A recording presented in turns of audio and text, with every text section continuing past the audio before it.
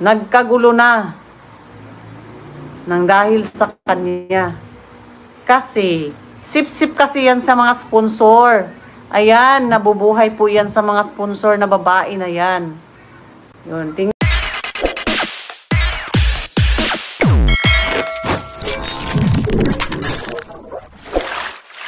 Okay guys, isang mapagpalang umaga, tanghali, gabi po sa inyo lahat. Sana po ang lahat ay nasa mabuting kalagayan at ligtas po sa anumang kapahamakan, saan man po kayo dako ng mundo naroon. Ako po muli ang inyong lingkod, Maestro 21 TV, at sa ating video ngayong araw na ito mga kalingap ay pag-usapan po nga natin itong isang kalingap partner na lumantad po at sinasabi kong pinapatotohanan po yung issue sa kanya o issue po doon sa tao na naninira daw po kay Joy Diwata. Okay, so pinatotohanan po niya dito, hindi po natin alam mga kalingap kung ito man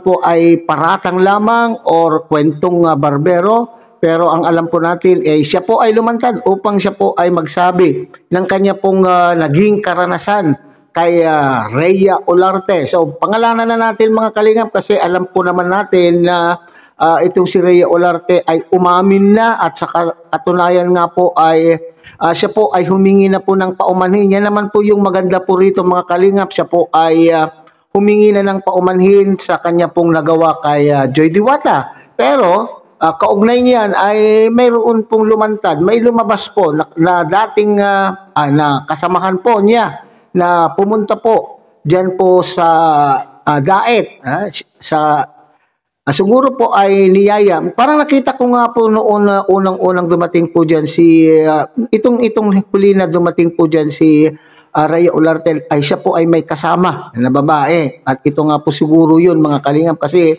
hindi ko po masyado kilala itong babaeng ito. Pero ang alam po natin dito ay siya ay kalingap partner at nakarating na rin po dyan sa Daet. Siguro sa pagyaya ni Rhea Olarte sa kanya. So, yan po yung ating pinakapaksa ngayong araw na ito mga kalingap. So, bago po yan, tayo muna po ay magbibigay po guys sa ama at founder po ng Kalingap, Kuya Bal Santos Matubang. At tangkilikin po natin Ate Edna Vlog, Kalingap Rob, Kalingap Dad. At siyempre, kung bagong silip lang po kayo sa munting channel na ito mga Kalingap, ay sana po ay inyo rin pong tangkilikin sa pamamagitan po ng inyong pag-like, share, and subscribe. At tuloy pindutin na rin po ang notification bell. At nang sa ganon tayo pa rin po ay magkita-kita at magsama-sama sa susunod pa pong mga reaction videos na ating gagawin. Likewise, mega love shout out sa ating mga kasamahan po dyan sa Karepa, Kalingap Reactor Partners.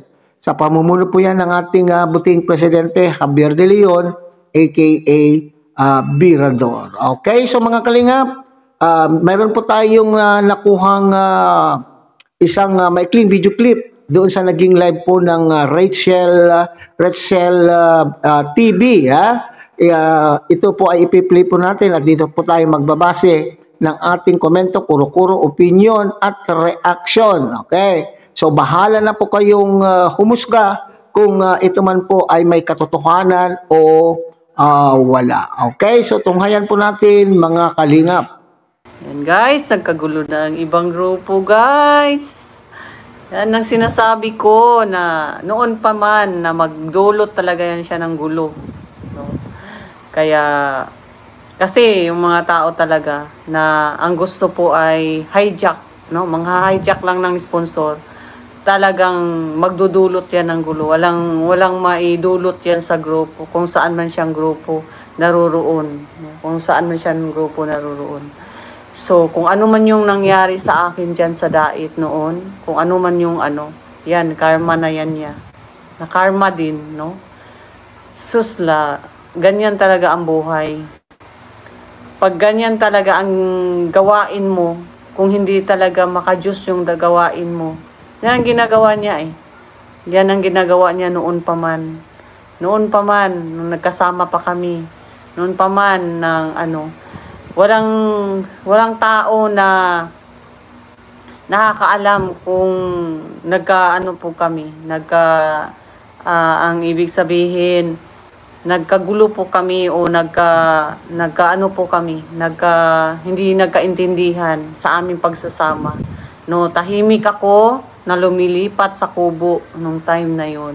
Kahit masakit sa aking damdamin, ang dami kong mga hinanakit kasi hindi ako darating diyan sa dait ng hindi dahil sa kanya.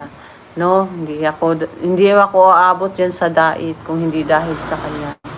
Ngayon, nakita na ninyo kung ano na talaga ang alam ko po sa puso ko na wala po talaga siyang maidudulot na maganda sa kapwa.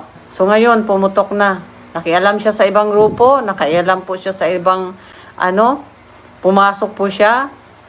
Noon, ang gusto niyang i-hijack ang mga sponsor ni Dudong na may nakuha man siya ng iba, pero nung dahil sa paglipat ko sa kubo, naharangan po yun lahat kasi sinabi ko po yan lahat na yan ang gusto po niya na mangyari, no? Kung bakit siya nagpunta diyan sa dait. Ako wala akong kalam-alam kasi ang nagpunta po ako diyan sa dait noon, ang gusto ko lang na maano po yung channel ko at mag-attend po sa ni Rachel, no? Mag-ano po sa Dibo ni Rachel, no? Pero ang nangyari ay hindi po kami magkasama na umattend sa ni Rachel kasi hindi po kami nagkaintindihan. So tahimik po ako nagpaalam sa kanya at kahit despite pa sa mga ginagawa niya sa akin noon, no? Despite pa sa mga ginagawa niya sa akin noon. Ngayon, tingnan niyo po, pumutok na, no? Ang Panginoon talaga ay hindi talaga yan hindi po talaga yan kasi ito na po ang panahon na inaantay ko, no? Inaantay ko. Noon, sinabi ko po, yan kay Ate Edna, sabi ko kay Ate Edna, darating din ang panahon, ate, na ang ginawa niya sa akin ay gagawin niya sa ibang grupo. So, kahit saan man siya sumuot ng grupo, talagang mag-ano po ng anay, no? Mag-ano po na ng anay, magdudulot po yan ng anay sa isang grupo. Hindi man siya nagtatagumpay sa grupo ni Dodong kasi andun ako, no? Tahimik ako, wala akong sinasabi kahit sino, wala akong sinasabihan. Ayan. Pero nag-post po siya sa GC ng Kalingap dito sa Davao del Sur, ng landing pad dito sa Davao del Sur. Nag-post po siya, no? May attitude daw ako, sabi niya. May ugali daw ako, sabi niya. 'Di ba? So ngayon, saan siyang grupo nagpunta? At nagsabi na naman siya, nakialam siya, no? Pinakialaman po niya. Nagkagulo na nang dahil sa kanya. Kasi, sip-sip kasi yan sa mga sponsor. Ayan, nabubuhay po yan sa mga sponsor na babae na yan. Yun, tingnan nyo po. Hindi po ako nagkakamali sa aking mga iniisip noon. Okay, so yan mga kalingap. So una-una sa lahat ay gusto ko pong magbigay po ng aking komento tungkol po sa salitang ginamit po ni Rachel TV. Sabi po niya, nag-hijack daw po ng sponsor. Okay, siguro hindi po yun ang gusto pong sabihin o ibig sabihin po ni Rachel TV po rito. Hijack po kasi mga kalingap, para sa aking pagkakaalam, ay pag sinabi mong hijack ay ikaw ay nag-ano ng isang sasakyan o halimbawa, hinijack mo yung eroplano para bagang pinipigil mo yung operasyon ng isang sasakyan, hindi po ba? Yan po yung hijack. So, ang ibig sabihin po siguro dito ni Rachel TV mga kalingap ay nangwawakwak. Para simplihan po na lang natin. Ito yung ginagamit po ng kalingap na terminology. Ito yung wakwak o ng aaswang po. Ng aaswang po ng sponsor. Okay. So, kung pagbabasihan po natin ang sinasabi po ni Rachel, itong video na ito na inyo pong napanood mga kalingap, ay ito yung pagpapatotoo, pagsusog. Okay. Pagsusog po doon sa SSS o doon sa screenshot na sinasabi po ng kapatid po ni Joy Diwata na siya po ay lumalapit, na itong si Rhea Olarte ay talagang mahilig lumapit sa mga sponsor. Okay. So, ano kaya ang sinasabi po niya sa mga sponsor? Siyempre, para mabango po siya, para mabango po siya sa mga sponsor, gagawa po ito ng pamamaraan upang siya po ay pagkatiwalaan at siya po ay mabiyayaan ng sponsor. Hindi po ba? Yun po yung mga gawain po ng mga aswang o mga wakwak mga wakwak sa mga sponsor. Pilit pong nilalapitan, kinukuha po ang loob ng isang sponsor to the extent na siraan kung sino po yung kasalukuyan na tinutulungan o beneficiary for that matter. Halimbawa, kay Joy Diwata. Okay? So, beneficiary po siya may sponsor pong nagbibigay po ng kanilang sponsorship kay Joy Diwata. Ngayon, papasukin ngayon po ng wakwak. Gaya po itong sinasabi po ni Rachel. Pinapasukan po ng wakwak at siyempre, pababamuin po niya yung kanya pong sarili at siyempre to the extent na sisiraan po niya yung unang nakilala po ng sponsor na ito upang sa ganun ay bumaliktad itong sponsor na ito mapunta po sa kanya. Okay. So, totoo pala itong mga haka-haka o itong sinasabi po ni Rhea Mix Vlog. Maguguluhan po tayo dito mga kalingap kasi parehong Rhea Olarte ang sinasakdal. At itong Rhea Mix Vlog naman po, ito yung kapatid po ni Joy Diwata. Okay? So, mahilig din pala siyang magsabi. Ang karanasan po nitong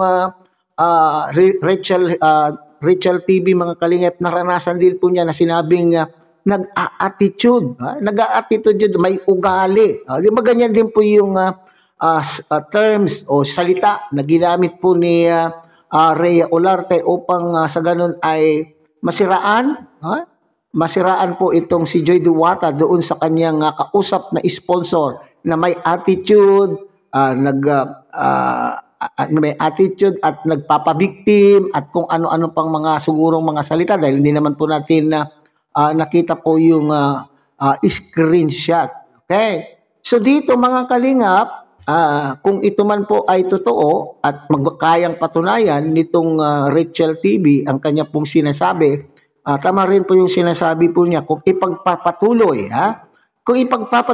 ni Rhea Olarte ang ganitong gawain, mga kalingap, ay ito daw po yung parang magiging anay. Siya po yung anay, nasisira po sa kalingap. Kaya hindi ba nga mga kalingap, kung itong gawain na ito ay magpatuloy, talaga naman po siya po yung magiging dahilan upang masira po ang community po ng kalingap.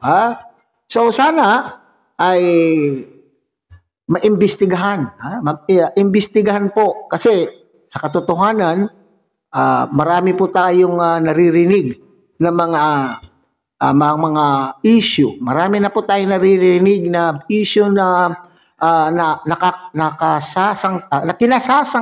kinasasangkutan na po ni Rhea Olarte. Pero hindi natin alam kung totoo po 'yun, mga kalingap. Okay, pero dito kung mapatunayan po ni Rachel na itong si Rhea Olarte ay talagang gawain niya po yung malipsip. Kasi ginamit pong salita po diyan ni Rachel TV, mga kalingap, ay mahilig sumipsip sa mga sponsor. Okay? Yan daw po yung talagang gawain niya. Kaya tuloy, sila po ay nagkatampuhan at hindi nagkaunawaan at nagkasiraan. Kasi sinasabi po niya, samantalang, itong si Rhea Olarte daw po ang nagdala po sa kanya po dyan sa daet noong nagsisimula pa lang yung kanyang channel. Siyempre, sumama po dyan sa layunin na makilala rin naman po yung kanyang channel. Pero ano po yung kanyang ginawa daw? Ginawan po niya ng kwento itong babaeng ito o itong si Rachel na ito at alam na alam, siguradong sigurado po niya yung gawain po niya na siya po ay lumalapit sa mga sponsor, katulad po ng binanggit po niya na halimbawa na muntikan na pong makapenetrate itong si Rhea Olarte sa mga sponsor po ng Ruel o Malalag. Mabuti na lamang daw po ay na-intercept o nabantayan itong mga sponsor po ni Ruel of Malalag. So, balikan po natin yung sinasabi natin mga kalingap, kung gawain po ito ni Rhea Olarte, sana po ay ang pamunuan po ng kalingap ay imbestigahan. Mag-imbestiga sa gawain na ito at nang sa ganun ay maputol. Maputol itong gawain na ito kasi ang sinasabi natin sa kalingap, kalingap ay naglilingap sa mahihirap, tumutulong sa ating mga kababayan na nangangailangan ng tulong. Pero kung mayroon naman pong mga tao na kagaya po nito, hindi natin po kinukundina. Hindi natin po kinukundina po itong si Rhea Olarte dito mga kalingap. Ito po ay ibinabase ko lamang po dito po sa pahayag. Itong lumantad na kalingap partner na kliniklaim po niya o sinasabi po niya na ganito talaga po ang pag-uugali nitong si Rhea Olarte. Ngayon, kung ano ang kilalabasan po ng investigasyon, sana po ay magawan po ito ng aksyon, magawan ng sanksyon. Dapat magkaroon ng sanksyon at nang sa ganun ay masupil, mapigil, masupil at mapigilan na po yung gawain na ito ng isang tao na maaaring ikasisira po ng buong kalingap. So, yan po ang mga kalingap. Okay, so hanggang dito na lamang po siguro po tayo mga kalingap. Muli, tangkilikin po natin at Kuya Bal Santos Matubang, Ate Edna Vlog, Kalingap Rab, Kalingap Dan, at siyempre, muli, pinapakiusapan po kayo ng inyo pong lingkod na sana po ay inyo rin pong tangkilikin ang munting channel ito sa pamamagitan po ng inyong pagbibigay ng like, share, and subscribe at tuloy pindutin na rin po ang notification bell. At nang sa ganon, tayo pa rin po ay magkita-kita at magsama-sama sa susunod pa pong mga reaction videos na ating gagawin. Muli, isang mapagpalang umaga, tanghali, gabi po sa inyo lahat. Pabuhay po kayo at God bless everyone.